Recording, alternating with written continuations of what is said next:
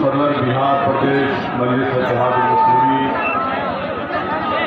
वो उम्मीदवार अमूर असम्बली हल्का तशरीफ फरमा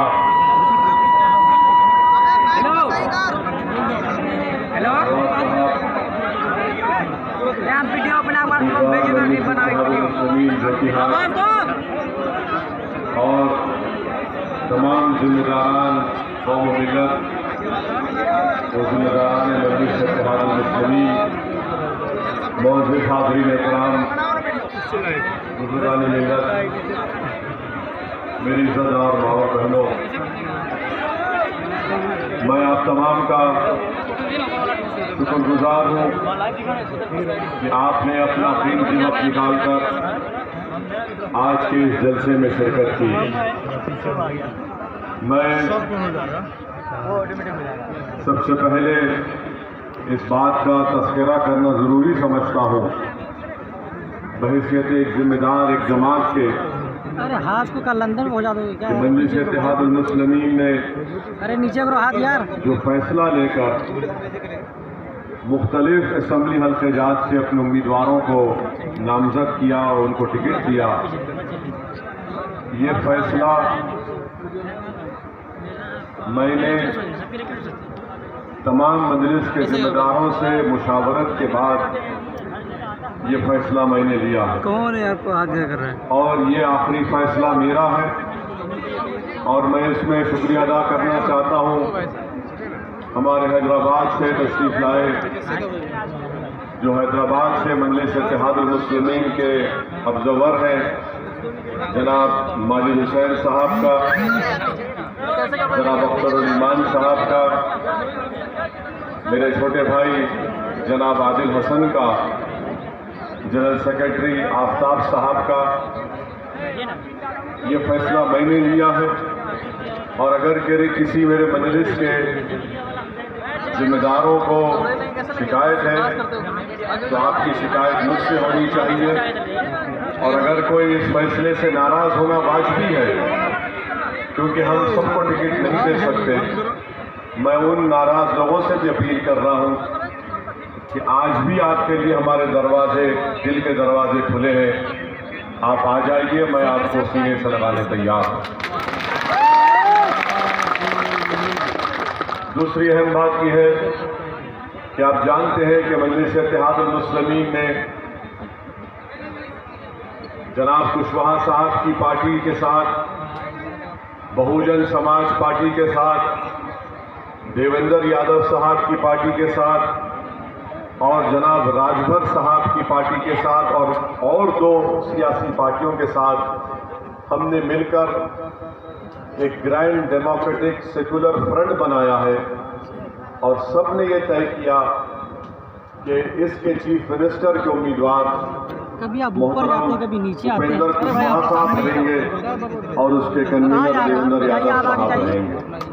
तो मजलिस इत्तेहाद-उल-मुस्लिमीन इस सेकुलर फ्रंट का एक हिस्सा है। खड़ा हो गए हैं क्या बात? और पिछले 2 दिन से अल्हम्दुलिल्लाह मैं बहुजन समाज पार्टी और उपेंद्र कुशवाहा साहब के पार्टी के उम्मीदवारों के ताईद में एक इंतखाबी मुहिम चला रहा हूँ पहले फेज के चुनाव के लिए।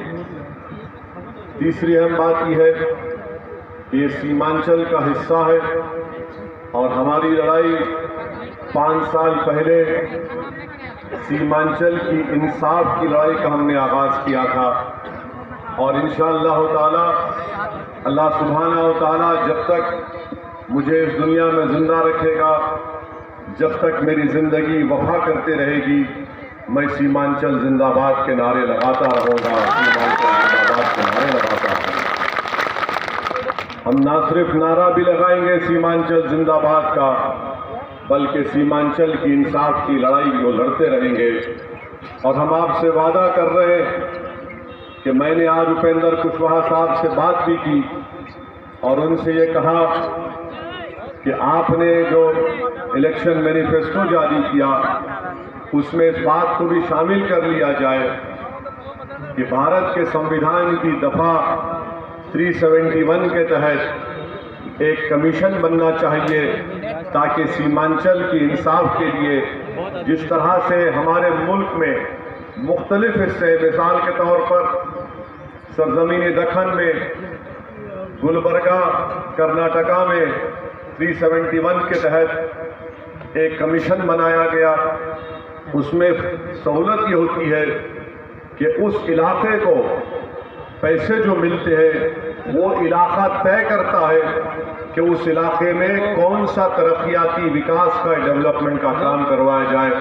तो कुशवाहा साहब ने मुझसे कहा कि ओवैसी साहब, आप अमूर जा रहे हैं, आप इस बात का ऐलान कर दीजिए कि डेमोक्रेटिक सेक्युलर अलायंस फ्रंट इस बात के लिए राजी है कि इंशाअल्लाह ताला हम आर्टिकल 371 के तहत बिहार में सीमांचल को इस तरह का मौका देंगे इंशाअल्लाह ताला।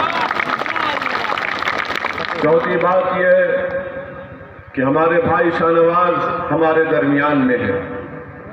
मैं यकीनन मेरे दिल से हमेशा दुआ निकलती, ये मैं कोई सियासी मकसद के लिए नहीं कह रहा हूँ या आपके वोट बटोरने के लिए कह रहा हूँ, बल्कि मैंने जनाब शाहनवाज साहब के वालिद मरहूम जनाब तस्लीमुद्दीन साहब रहमतुल्लाह अलैह को बहैसियत रुकने पार्लिमान बड़ी करीब से देखा है, बड़े करीब से देखा है। और मेरी सियासी ज़िंदगी मुख्तसर है। मैंने अपनी मुख्तसर की सियासी ज़िंदगी में ऐसे कायदीन को कम देखा जो अपने पार्टी के लोगों से कभी मरूब नहीं होते थे।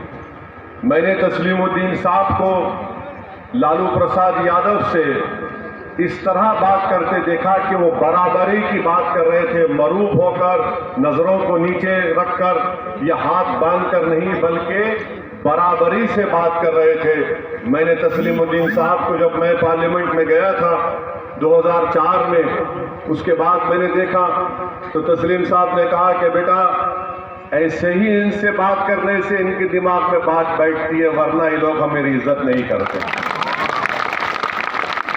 मुझे अफसोस है कि आरजेडी ने एक घर में आग लगा दी।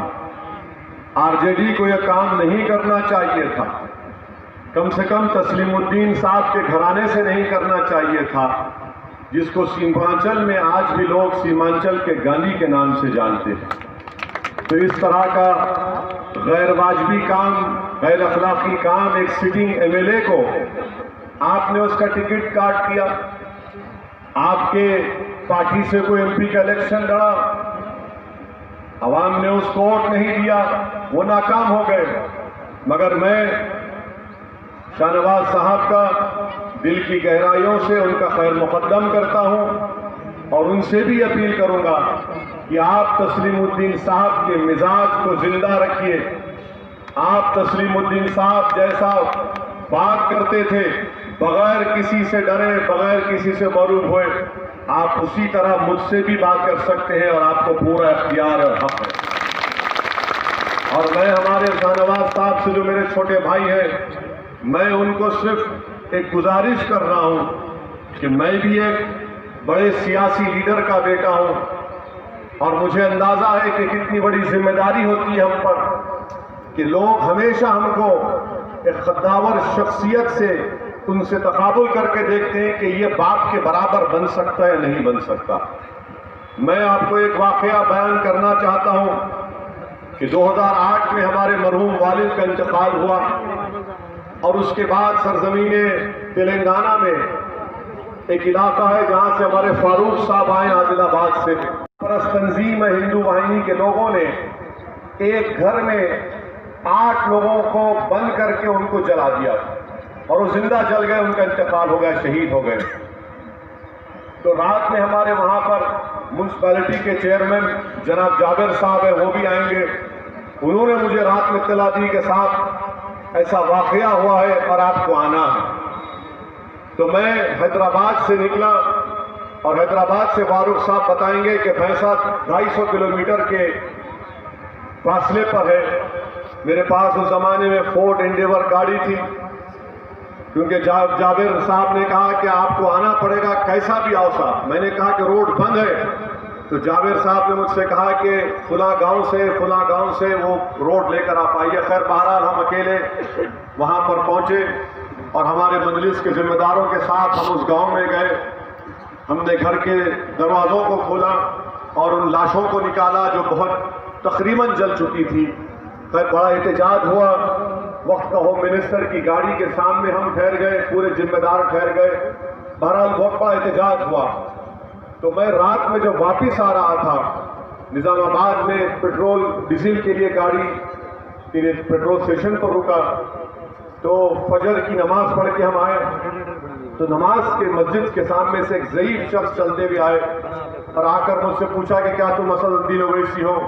मैंने कहा कि हाँ, मेरा नाम असदुद्दीन ओवैसी है। तो उन्होंने पूछा कहाँ से आ रहे तुम? मैंने कहा ये वाक़या हुआ भैंसा में, जहाँ पर ये हिंदू वाहिनी के लोगों ने 8 एक घर के अफराद ख़ानदान को जिंदा जला दिया।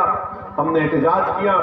तो उस ज़ईफ शख्स ने मुझे कहा कि जरा गाड़ी से उतरो। मैं गाड़ी से उतरा और मुझे अपने सीने से लगा कर कहा कि तुम्हारा बाप सलाहुद्दीन ओवैसी अब जिंदा है। उन्होंने कहा कि अब तुम्हारा बाप जिंदा है, तुम्हारा बाप नहीं मरा। मैं समझा नहीं, बाप के खोने का गम हर औलाद को रहता है। मैंने कहा कि चाचा क्या बोलना चाहते हैं? बोले कि बेटा इसी तरह गरीब मजलूमों का साथ दो, तुम्हारा बाप जिंदा रहेगा। जिस दिन तुम गरीब और मजलूम को भूल जाओगे, तुम्हारा बाप मर जाएगा। तो शाहनवाज साहब, आप गरीबों के लिए, मजलूमों के लिए लड़ते रहिए। सीमांचल के गरीबों के लिए तस्लीमुद्दीन साहब का नाम अल्लाह सुबह क़यामत तक जिंदा रखेगा। ये एक ज़ईफ शख्स ने मुझे सिखाया। मैं उनको कभी जिंदगी में मुलाकात भी नहीं किया, ना कभी उनको जानता हूँ, मगर किसी से आपको हिदायत मिलती है, किसी से नसीहत मिलती है, आपको उसको कबूल करना चाहिए। और मैंने उस ज़ईफ शख्स की उस नसीहत को अपने दिलो दिमाग में बिठा लिया और मैं अपने बाप को जिंदा रखने के लिए हर मजलूम की आवाज़, हर मजलूम के इंसाफ के लिए लड़ना मेरी जिंदगी का एक मकसद आज बन चुका है। और अल्लाह मुझे जब तक जिंदा रखेगा मैं उस मकसद पर अमल करता रहूँगा। 5वीं बात यह है कि अख्तरुल ईमान साहब हमारे कैंडिडेट हैं। अख्तरुल ईमान साहब ने MP का इलेक्शन लड़ा। हम तमाम ने कोशिश की। मैं शुक्रिया अदा करता हूँ हमारे मजलिस के तमाम जिम्मेदारों का और आप तमाम का, जिन्होंने हमारे हक में, हमारे उम्मीदवार के हक में वोट दिया। उनको कामयाबी नहीं मिली। आज अख्तर भाई हमारे बिहार के सदर यहाँ से बहैसियत उम्मीदवार इलेक्शन लड़ रहे हैं। मैं आपसे सिर्फ एक ही अपील कर रहा हूँ कि आज बिहार की विधानसभा में ऐसे लोगों की जरूरत है जो बिहार की विधानसभा में जाकर ना सिर्फ बिहार के गरीब मजलूम आवाम की आवाज को उठाएं, बल्कि सीमांचल की इस इलाके में बसने वाले जिनकी आवाज को पटना नहीं सुनता है, आज पटना में जो लोग बैठते हैं वो सीमांचल के ताल्लुक से अंधे, बहरे, गूंगे हैं। इन अंधे, बहरे और गूंगों को अख्तरुल ईमान के रूप में पटना में एक आवाज उठेगी जो सीमांचल के तड़पते हुए नौजवानों के दिलों में जो आवाज है, जो हमारी माँ और बहनों के दिलों में जो ख्वाब है, जो हमारे बुजुर्गों में जो आंसू है, उसकी तर्जुमानी करने का काम इंशाअल्लाह ताला मजलिस का हर उम्मीदवार जो सीमांचल से लड़ रहा है, पटना में एक इनकलाब आएगा, पटना में सीमांचल का जलजला आएगा। पटना की कुर्सी पर जो कुछ बैठेगा उसको हम उस वक्त तक चैन से बैठने नहीं देंगे जब तक के सीमांचल की जमीन पर बसने वालों से इंसाफ में नारा होगा कि सीमांचल जिंदाबाद, सीमांचल जिंदाबाद, सीमांचल जिंदाबाद। अब अहम बात, आज 7वीं बात यह है कि यहां से RJD के जो उम्मीदवार हैं, 35 साल से वो सियासत में, कई मर्तबा उनको आपने अपना विधायक, अपना MLA बनाया। कांग्रेस के भी हैं, अरे यार मैं सबसे आगे, और RJD के साथ की हैं। हाँ। अब आप बताइए कि इतनी बड़ी बाढ़ आई, पूरी धान की फसल बर्बाद हो गई, ये कैसा MLA है जो मुआवजा तक नहीं दिला सकता। कैसा एमएलए है ये? मुआवजा तक नहीं दिला सकते। तो जाहिर है कोई हमारा मुखालिफ उठकर बोलेगा ओवैसी तुमने क्या किया, हैदराबाद में पानी आया था। मैं हैदराबाद के घरों में जब पानी आया तो हमने अपने चीफ मिनिस्टर के घर पर जाकर रात के 11 बजे उनको उठाकर मुलाकात करके कहा कि चीफ मिनिस्टर साहब घर में पानी आया है, तमाम घर का सामान खराब हुआ है। तो हमारे चीफ मिनिस्टर ने कहा कि क्या करना चाहिए? मैंने कहा पैसा देना पड़ेगा। तो बात लच्छेदार गुफ्तगू नहीं, पैसा देना पड़ेगा। बोले आप जाइए, सुबह तक ऐलान करूंगा। और सुबह में चीफ मिनिस्टर ने ऐलान किया कि एक एक घर जिसमें पानी आया उनको एक घर को 10,000 रुपये दिए जाएंगे। मैंने फोन करके कहा कि आपने ऐलान कर दिया, शुरू कब कर रहे? तो चीफ मिनिस्टर ने कहा क्या आप मेरे सर पर बैठ जाएंगे? मैंने कहा नहीं सर, सर पर नहीं बैठेंगे, आपके सामने आकर कुर्सी डालकर बैठकर आपसे मुतालबा करेंगे। तो दूसरे दिन 24 घंटे में वो ऐलान पे अमल होना शुरू हो गया। और मेरी तकरीर अगर हैदराबाद तक भी जाएगी तो याकूतपुरा असेंबली हल्के में कल तक 2 करोड़ 20 लाख सिर्फ एक असेंबली हल्के में गवर्नमेंट के लोग, मंजलिस के एमएलए और कॉर्पोरेटर जाकर घर घर हर एक को दे रहे हैं। ये काम ये एमएलए नहीं कर सकता था, ये काम नहीं कर सकते थे। तो मुआवजा नहीं दिला सकते गवर्नमेंट से। फ्लड आया तो क्या बर्बाद हो जाए? यकीनन फ्लड आता है, मगर हुकूमत, एमएलए, एमपी क्या कर रहा है? सब आराम से बैठे, क्योंकि सीमांचल में बसने वाले क्या इंसान नहीं है? कैमूर बसा में फ्लड आया तो क्या वहां पर उनकी तकलीफ को कोई नहीं देखा जाएगा? मेरे अजीज दोस्तों और बुजुर्गों, आपके पास एक बेहतरीन वक्त आ रहा है कि आप इसका सही फैसला लेकर अख्तरुल ईमान और मजलिस इत्तेहादुल मुस्लिमीन के हक में अपने वोट का इस्तेमाल करिए। हम आपसे वादा कर रहे हैं सीमांचल की आवाम से कि इंशाअल्लाह ताला हर एक आदमी तक सड़क होगी और बाढ़ से निजात होगी इंशाअल्लाह ताला। हर एक आदमी के लिए सड़क होगी और बाढ़ से निजात होगी। अब जब अख्तर भाई जीत जाएंगे इंशाअल्लाह ताला आपके उतर दुआओं से, जब शाहनवाज जीत जाएंगे, जब मजलिस का एमएलए जीत जाएगा, तो जब वो जीत कर आएंगे आपकी जबान से कुछ नहीं निकलेगा। आप सिर्फ बोलेंगे कि आपकी पार्टी का नारा था हर एक आदमी तक सड़क, बाढ़ से निजात, काम शुरू करो, और काम शुरू होगा इंशाअल्लाह। अब ये बात कांग्रेस और जेडीयू के या फिर आरजेडी के जलसों से नहीं बोलेंगे। लफ्ज सीमांचल बोलने से उनको पेट में दर्द होता है, बहुत दर्द होता है। अब तुम्हारा दर्द बढ़ेगा, क्योंकि जहां कहीं तुमको जेडीयू, कांग्रेस, आरजेडी, बीजेपी का दिखेगा, आप सिर्फ कुछ नहीं कहना, उनको देखते ही नारा मारना, सीमांचल, सीमांचल। इनको पैगाम मिल जाएगा कि अब हवा कुछ और है यहाँ पर। अब हवा का रुख बदल चुका है, अब इंसाफ मिलेगा, अब हम इंसाफ हासिल करेंगे।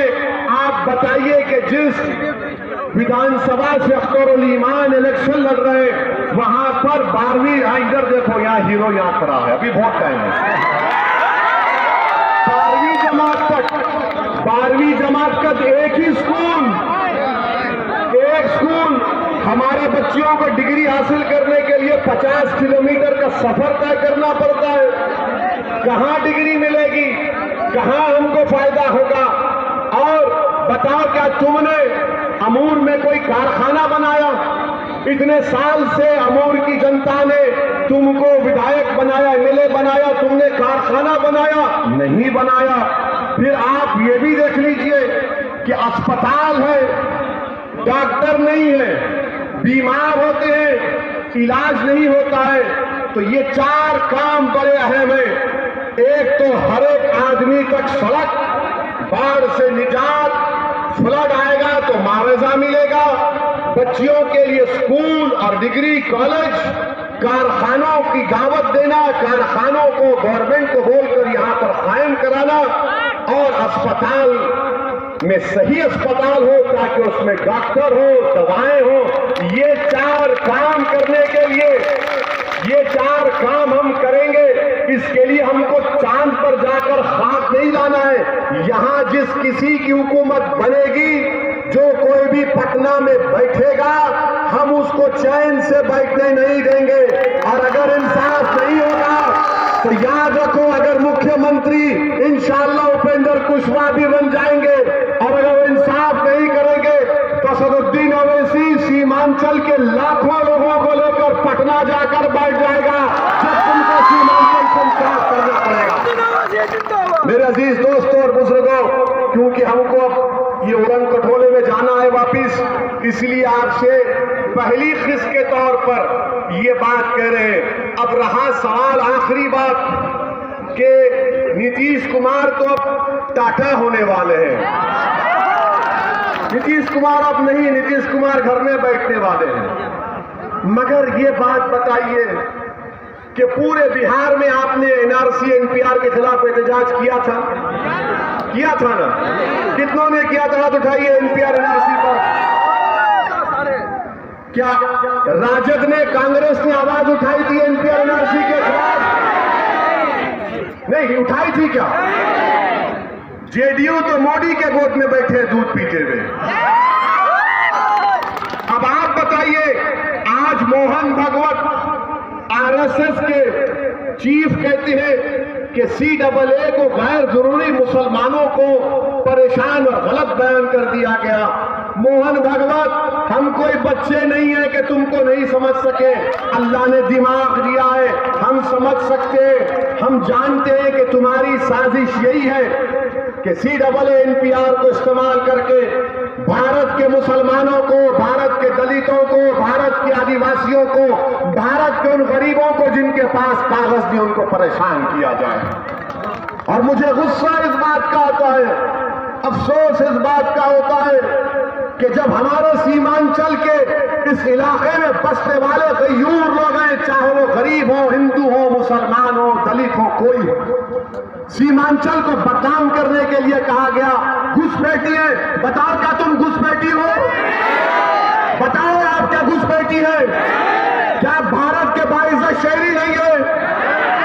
तो बताइए, जब भारत के बाइज्जत शहरी है, जब ये इन मुखालिफिन ने, जालिमों ने हमारे इलाके को घुसपैठी कहा तो राजद कांग्रेस की जबानों के क्या सांप सुन गया था? कौन आवाज उठाए? मजलिस का अख्तर उल ईमान उठाया और कहा कि नहीं, यहाँ पर बाइज्जत लोग, बसने वाले लोग। मेरे अजीज दोस्तों और बुजुर्गों, और भी जलसे होंगे। मेरी आपसे गुजारिश है कि जहां कहीं भी मजलिस का उम्मीदवार जिसका निशान पतंग छाप है, वहां पर बटन दबाइए, आपके उम्मीदवार को बड़ी वोटों से कामयाब करिए और सीमांचल के इंसाफ की लड़ाई आइए। सीमांचल के बाढ़ की और हर आदमी तक सड़क, बाढ़ से निजात, ये हमारा नारा है। सीमांचल जिंदाबाद, सीमांचल जिंदाबाद, सीमांचल जिंदाबाद।